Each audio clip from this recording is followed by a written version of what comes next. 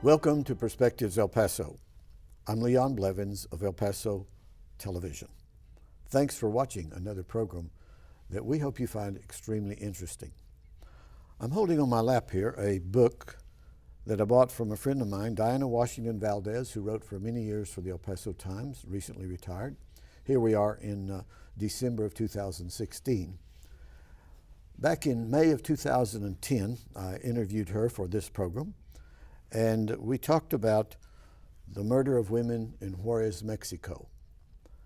And she had come out with a book just a year or so before the interview, and she titled her book, The Killing Fields, Harvest of Women, The Truth About Mexico's Bloody Border Legacy. Well, I'm not interviewing Diana again about this. I started reading it. I haven't finished it yet because I got busy with so many projects, classes, and this program. But I intend to finish it. It's not an easy read because it's about a horrible subject about women, especially young, attractive women in Juarez, Mexico, a number of years ago that began to disappear. And sometimes they were found dead, sometimes they were found mutilated or dismembered. I have with me a special guest I've had on before several times, Charlie Minn, a documentary filmmaker, and he's just finishing up on a film about this very subject. Charlie, welcome back. For the 800th time. Almost the 800th time. I'm not going to use the same introduction every time. We're not going to wear the same clothes every time. Yeah. But you do specialize in murder and various crimes against the people and the public. And you just had a recent one come out about killings at a McDonald's restaurant in San Isidro near San Diego, California. And now you're working on this film that will be out when and where? It's going to open February 17th, which is a holiday weekend. It's George Washington's birthday, so it's a 3-day weekend at Bassett. Okay. All my films open up at Bassett before it goes to Amazon now. So I'm lucky that my films have found a greater reach. I mean, these days everyone goes on Netflix, Hulu, Amazon. That's the trend. Good. Well, what's the title of your film? It's called Donde Estan, and very appropriately named because this is one of the greatest mysteries in the history of the borderland. Starting in 1993, all these poor women from Juarez started disappearing. A lot of them worked in the maquiladoras, the U.S.-owned assembly plants. There's 350 maquiladoras in Juarez. 250,000 Juarezans are employed at the maquiladora. So we're talking 1 out of every 5 Juarezan works in the maquila. So this is $1 million business. Unfortunately, Mexican workers there do not see anything close to $1 million. And that's one of the biggest problems why these poor women are deemed as disposable, and they were taken advantage of by a lot of different people, and they were victimized. Well, they were taken advantage of in employment, low wages, no protection, environmental protection, no rights, retirement plan, any rights or anything. And then the pattern was that they would be leaving early in the morning from the work, maybe working all night or something, and going home and never arrive at home. Disappeared. That's right. It was the overnight shift known as the graveyard shift. And I mean, I was just in Juarez late last night at some of these maquilas, and you wouldn't believe, Leon, how many buses just come in, transport the workers, and then the shift change, and then we have workers going back. There's a lot of security around, and as soon as they saw my cameras, they basically came over quickly and said, "Who are you? What are you doing?" Trying to make things very uncomfortable for us. So the first thing I asked myself is, well, if you guys are doing everything by the book, what's the concern, right? So my films represent innocent people who have been murdered, who have been cheated and victimized, and let's just say that a lot of the women, like you said, were working that overnight shift from the maquilas, very poor. We're talking about making 39 cents an hour, Leon. I mean, that's inhumane. $6 a day. Now, how do you live on that? Another factor I think that you probably want us to mention or focus upon is that most of these were not pursued and investigated by law enforcement officers. It's just kind of ignored. Why is that? Because they don't care. Because they can get away with it. Because if you're poor in Mexico, you're considered basura. garbage. You have absolutely no leg to stand on. And quite often the families are doing more investigating than the police. Right. Right? They have to go out there and risk their lives and try to look into why my daughter is either missing, killed, mutilated, like you said, dismembered, raped even. And it all started in 1993. And there's a lot of theories on exactly who was responsible behind these killings and disappearances. And I go into that deeply in my film, exactly who was being killed, by who, and why. And those are really the three biggest questions I think the Mexican drug war poses because of the lack of investigation, because of widespread corruption. And until Mexico pinpoints those three questions, are we ever going to solve this thing and settle this thing in any way? Until they have a workable criminal justice system. Do they even have one? No, they don't have one now. I said until. Well, when will that happen? Who knows? Well, we have a new mayor in Juarez now. I think people were fed up with the PRI because of the corruption. We had an independent party come in Armando Cabada, who used to be the news anchor at 44, one of the most powerful news organizations, not just in Juarez, but in Mexico. And I actually interviewed Mr. Cabada this morning in his office in Juarez at City Hall. Okay. And he had a lot of fascinating things to say about the femicides. I knew he would be really up on it because, I mean, he's only been mayor for 2 months, but don't forget he was a news anchor at 44 for a while, so he's also a journalist. So let's just say his interview was very, very informative and interesting. I know that you interviewed Diana Washington Valdez. When I interviewed her back in May of 2010, it had become dangerous for her to go to Juarez because she was writing about it and calling names in some cases in her writings. I know you interviewed her for this one. Tell me about your interview with her for this documentary. Man, the respect I have for Diana Washington Valdez is intense. Can you think of any other journalist that's really gone to her level on such a heavy topic where she's put her life on the line? She's received threats. Oh, sure. I think she told me that she has some kind of an arrest warrant out for her if she went back to Juarez. Her courage is just incredible. You talk about a strong woman. And she was able to come up with the book that you mentioned when we started this program. And she's been a voice for the voiceless. She's given some hope to tortured families that have suffered because they've missed their daughter. Husbands have lost their wives. Daughters and sons have lost their moms. I mean, most of the women disappearing are between 18 and 25. Long brown hair, lean build, and they all seem to fit that appearance. Not all of them, but a lot of them. And Diana did a spectacular job uncovering a lot of this injustice. Tell me about some of the others that you interviewed. For example, some of the families, some of the mothers or fathers of some of the missing women. Just devastating. I mean, I think the toughest thing I do, and I've done this in just about all my films, like The Nightmare in Las Cruces and 77 Minutes about the McDonald's massacre in San Diego, is interviewing family members. Super emotional.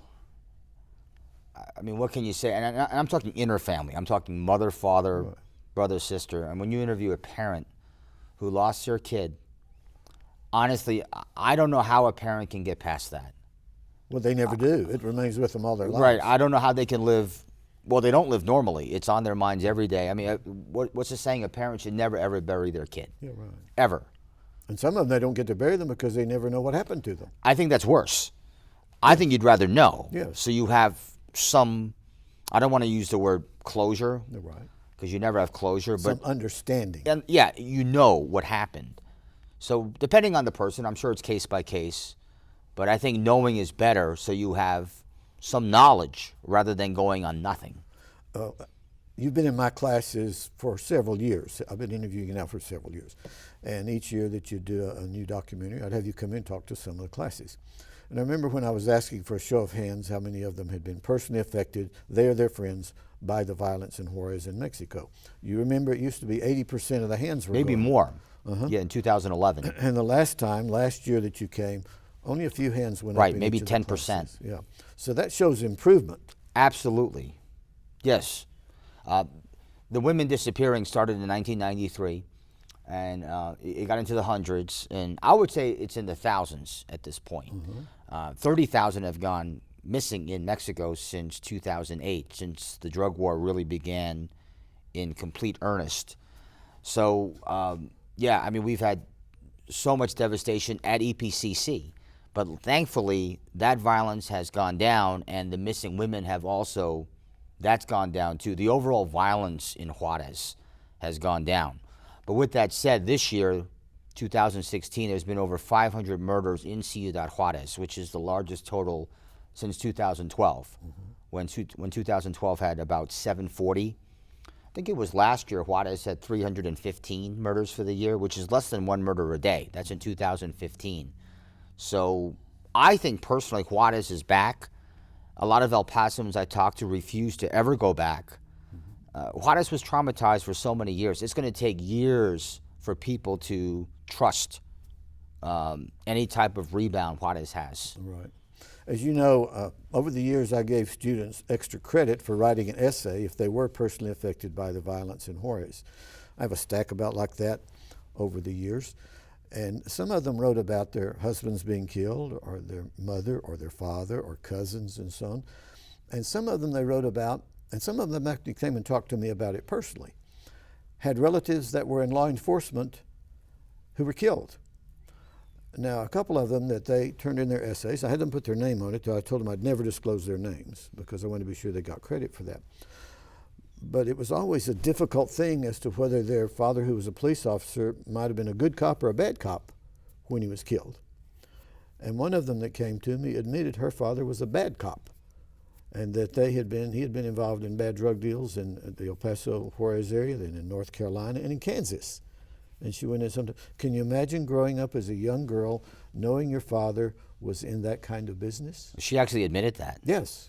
Well, you know, I made that movie about Julian Leziola Perez. He was the former Juarez police chief.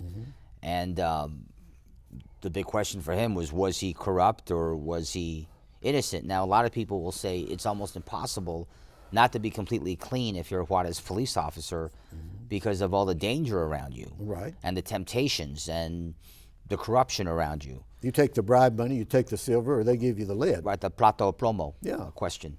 But in Leziola's case, he may have taken his boundaries too far. I think he meant well, but some of his tactics may have gone over the top.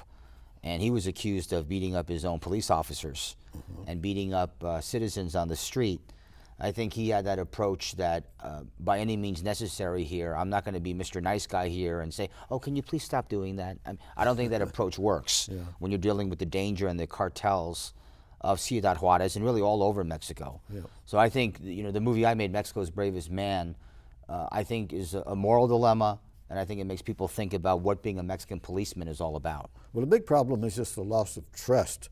Who do you trust? If you can't trust the judge, if you can't trust the politician, if you can't trust the law enforcement officer, who do you trust? So it makes a lot of people just stay very, very low on the scale to not be noticed. Well, it's intriguing you said, who do you trust, and you mentioned a judge. In my film, Donde Estan, about the femicides, we really focus in on this one case of Marisela Escobedo. She lost her daughter Ruby in Juarez. Ruby was murdered, and the killer admitted to the killing, and yet a judge let the killer go. And Marisela went crazy. For months, she was protesting in the nude. Leon, she went out on the street nude. Can you imagine the length that a parent would go through to be noticed, to get be her noticed because of her love for her daughter? Yeah. And this culminated in one of the worst moments in Mexico history in Ciudad Chihuahua. This was caught on videotape. Yeah, I've seen that. She was shot by a thug, a criminal who came out of a car and ran her across the street and shot her in the head. And that enraged Mexico. And to this day, Marisela Escobedo is looked upon as a hero because of how she stuck up for her daughter. Isn't that what it takes, though, to overcome a lot of this? The bravery, sometimes the bravery of one single individual that gets the point across, and others begin to say, I'm going to step up too. Well, unfortunately, in this case, it ended in murder for her. Yeah, it did for her. And she made quite a statement. And as I said earlier, it's the families that do more investigating than the police, quite often. Okay, tell us about these young women that went missing and their parents. Did some of the people feel like they were at fault because they were so poor and she had to go work in those situations and travel in those unsafe situations? How did you, in your dealing with some of these people, how did they respond to that? I think they're upset at the system. They're upset at in Mexico, people right away pointed at the government. I don't know, I can't say I've studied every country in the world, but let me just safely say that the Mexican people, they hate two things: the police and the government. When you mention policía y gobierno, right away they think corruption, dealing with organized crime, or as Julian Lesiola Perez would say, disorganized crime. Oh, yeah. The government's blamed. So the pace is set from the top. And I think Mexico, they're counting down the days until Enrique Peña Nieto's term is over. So by the time people watch this show, in less than 2 years, Mexico will have a new president. So I think they blame the system, more than anything. I mean, let's face it, like the maquilas are a huge part of Juarez's economy. And quite often, these workers have no other choice but to work in the maquilas, even though the pay is literally slave wages. Do a lot of them have the attitude of que sera, sera, whatever will be, will be? That's how they have to deal with it? We hope that good things can happen, but if bad things happen, that's just the way it is because of our culture we're in. When you're so poor and desperate, I just think that I honestly don't know how some of these families in Juarez get through the day. I mean, when you're talking about a family that has to feed 4 kids and they're living in poverty, I call a lot of people in Juarez who get into crime, unfortunately, as I call them reluctant criminals. Okay. They don't want to do it, but they literally have no choice, Leon. I hate to say it that way. I'm just trying to be honest and real here, but I call them reluctant criminals, and it's such a moral dilemma. They almost have no choice in the matter that they have to perhaps commit these petty crimes to support and feed their family. Yeah, well, we've discussed the fact that my father used to work in Southgate, California, General Motors plant, and as plants begin to move and department stores begin to move, the whites were going to the suburbs, and Linwood and Compton began to fill up with a lot of poor black people, and many of the poor black people turned to crime. They didn't have a way to make a living. Right. Didn't have an education, couldn't get an education because of discrimination, and they were turned into crime. Almost that kind of situation, even in the United States. Well, yeah, the biggest problem in Juarez is not the violence. We have this order wrong. And let me just say this. The biggest problem in Juarez is the lack of jobs. The lack of jobs leads to the violence. So it's the order. And yeah, Linwood, Southgate, the poor parts of LA, if you don't have a job, well, what are you doing? You're probably out in the streets doing something that you shouldn't be doing. So it really starts with really education first. The education leads to the job. So if you don't have either, you turn to crime more often than not. In Juarez, they're called ninis, ni trabajar ni escuela. You don't have a job and you're not in school. So these ninis go out there, and if they get paid a certain number of pesos to do something they shouldn't do, well, that's more money than they'll ever see. That's why a lot of them join this, what Julian Lesiola calls disorganized crime. That's what he said tore down Juarez.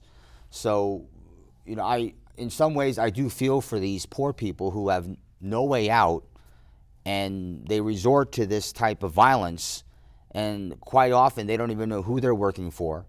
They don't even know exactly who hired them, and quite often they're the ones who get into trouble, and the ones giving the orders are not given any kind of penalty. Okay. Well, now tell me how you structure this in this particular documentary. We've talked about the problems.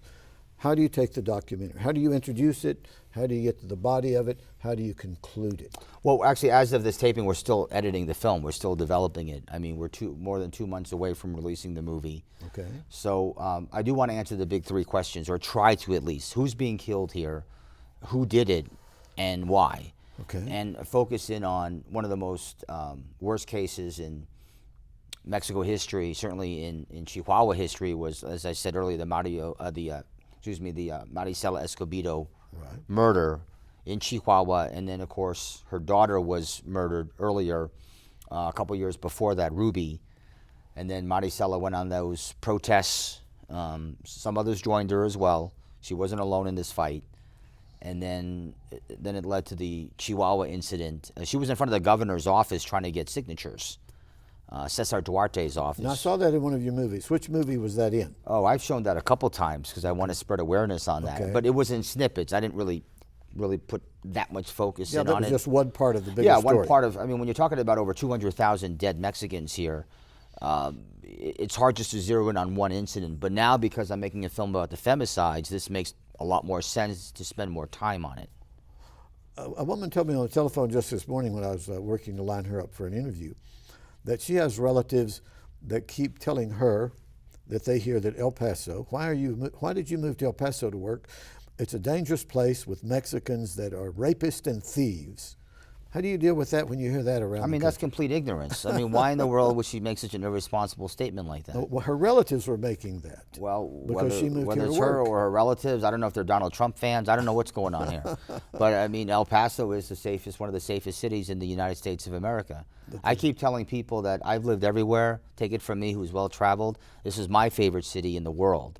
There's no place like El Paso, Texas. It was on this show that I announced that you had moved to El Paso. That's right. I mean, which place will you find more approachable people, perfect weather, seriously, perfect weather, great cuisine, and the Leon Blevins show. And what other city can you find and that, right? a relatively low crime rate. Extremely low. What was it, 2010, 5 murders for the whole year?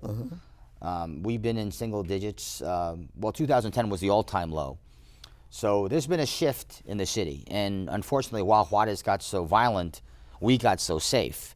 That could be a documentary, too. I mean, how do you explain Juarez having 3111 murders in 2010 and El Paso having 5? So, in other words, Juarez averaged more murders in, they had more, El Paso 5 murders for the year. So Juarez averaged more murders in one day than we had for the whole year. Well, it was in the newspaper and on television news just this week. Here we are in the middle of December 2016, that Juarez is approaching 500 murders for the year. Right. And that was a bit more than they had in 2013. So it's And always 14. fluctuating. Another point was made in a news program that when the murder rate goes down here, it may be going up somewhere else because a lot of these cartels or people taking advantage of other people have gone somewhere else. That's right. What happens in Mexico is that the drug war it's cyclical, and it shifts from one state to another. It's sort of a phenomenon. You really can't explain it. I mean, after... Well, when the heat is on, you get out and go somewhere else. Well, the cartels, they rearrange, they move around, they find new corridors. Yeah. And if they're not winning one war in one section of Mexico, they'll try another corridor. Right. So it's you really have to study it because it keeps changing. I remember when Juarez got so violent, I was asking myself. I mean, it really started in Tijuana. Right. Then it goes to Tijuana. Used to be the murder capital of Mexico. Then it went to Juarez, and then it went to Monterrey. Now it's kind of like in pockets. It's kind of all over the country. More in border towns, more in certain states than other states in Mexico. So it kind of travels. It's like a traveling phenomenon, and you just have to really study it to really keep track of it. A number of years ago, a young man, a 16-year-old, not my son, but another young man, he commented to me because I tried to correct him in an environment where we were at a church, in fact. And he shook his hand in my face and he said, "Nobody can tell me what to do. Nobody can tell me what to do." And I began to tell my classes that little illustration. I said, you know, that's the very nature of the criminal mind. Nobody can tell me what to do. I'll do what I can do if I can get away with it. Is that what a part of this is? I don't know. I think a part of it's just you're born into a situation where perhaps your parents. I've always said your parents are your first major influence. They should be your role models. They should be your heroes. I think I'm taking a quote here from Charles Barkley. I think when you're born into an environment that's so tough and desperate and unfair, you tend to follow your parents' lead. Not all the time, but I think a lot of these kids almost had no choice in the matter, and they end up doing things they shouldn't because the environment was so tough growing up. Right, but that can't be an excuse for them being bad all the time, because some people can come out of a bad environment and turn out being a real role model, a positive role model. And I think a lot of that stems from education. I talked earlier about the lack of education leads to no jobs, which leads to violence. So, your early education is critical. But yeah, you do have your inspiring stories where someone somehow found a way to see the light at the end and make good of themselves despite such a desperate upbringing. Well, I grew up in a very low-income environment for the first number of years, even into the middle school, a middle school. What was yours? Did you grow up in a lower-level income environment, or were you in a middle-class environment when you were very young? Well, when I lived in Brooklyn very early on, I was not in a very rich environment. But then when we moved to Long Island, it did become that way. But to be honest, I was never a fan of, to get right to the point, rich people or fame or money.